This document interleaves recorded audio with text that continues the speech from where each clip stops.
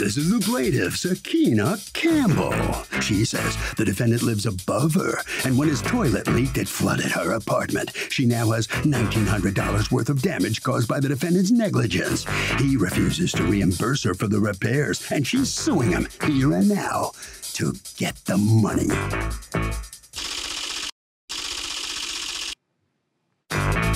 This is the defendant, Stephen Weinstein.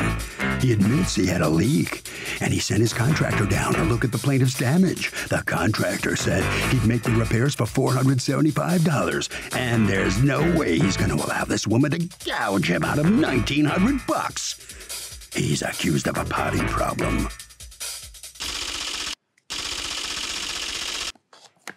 All parties, please hit your right hands. Welcome back to the People's Court. Next case on the docket, the plaintiff says her upstairs neighbor flushed his toilet and flooded her apartment.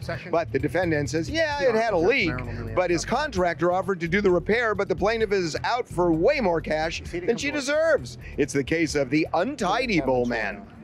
Thank you, Douglas. You're welcome, ma'am. All right, ma'am. So tell me how you find out that there's a leak in your apartment.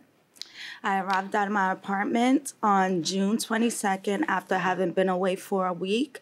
And as I went down the stairs toward my bedrooms, I got to the bottom of the stairs and discovered that the stairs were soaked and wet. Okay. At this point, I looked up and I saw a slow but steady drip coming from the ceiling. And I also saw that the ceiling and the walls had buckled. Oh, jeez. So it had been leaking while you were away, I guess. I assume so. This is a video of the leak, correct? Yeah. Let me check this bathroom over here. Can you get the bucket?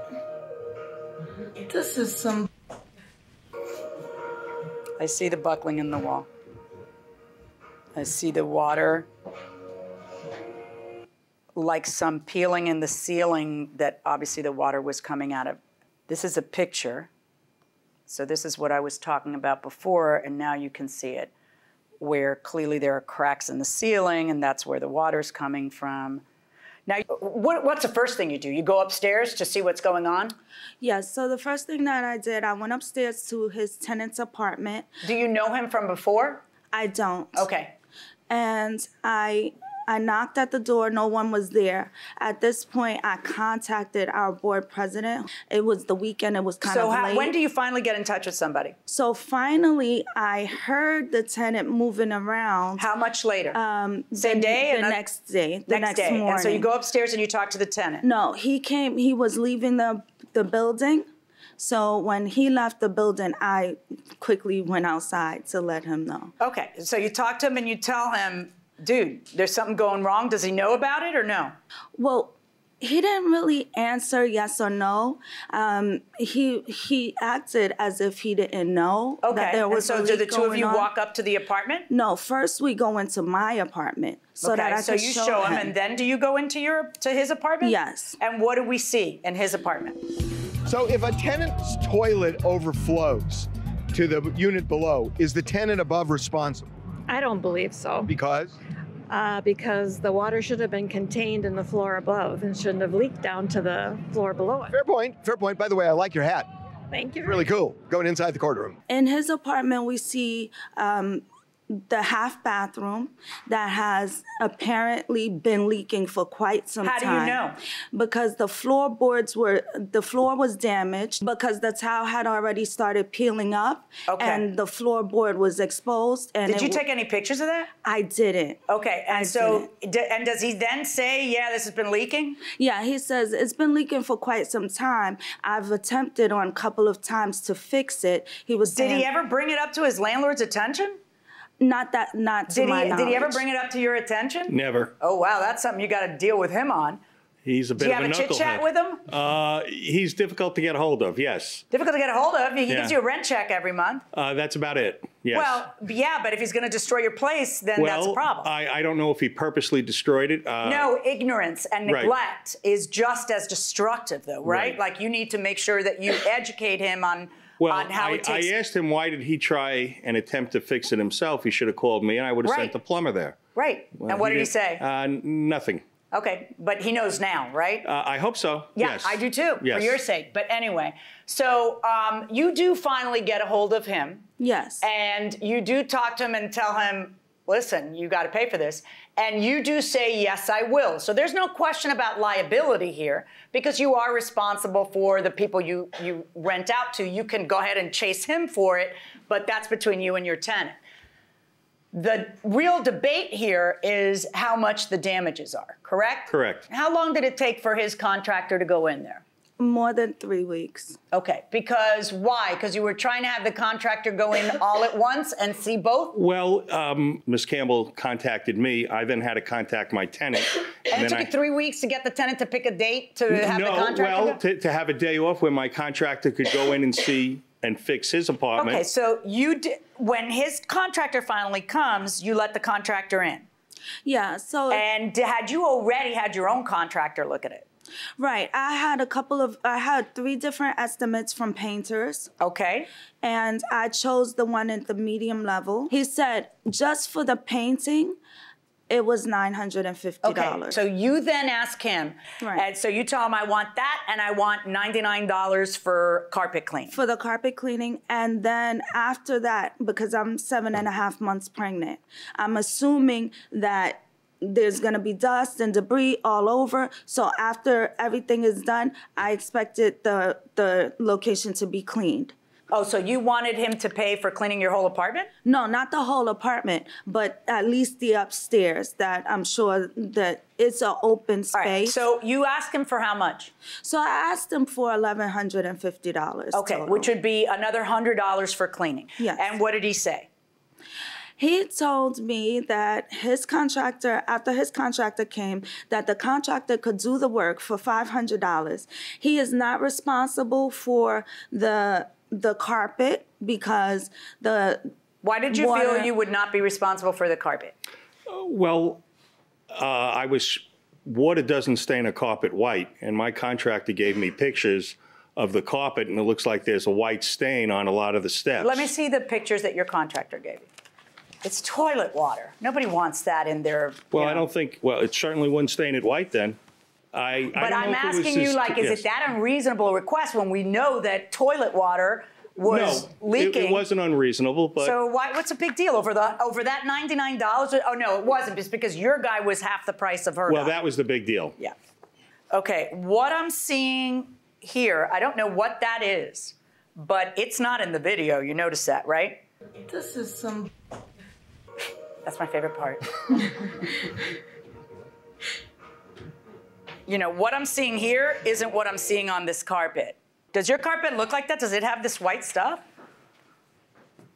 No, actually, this is because of the lighting.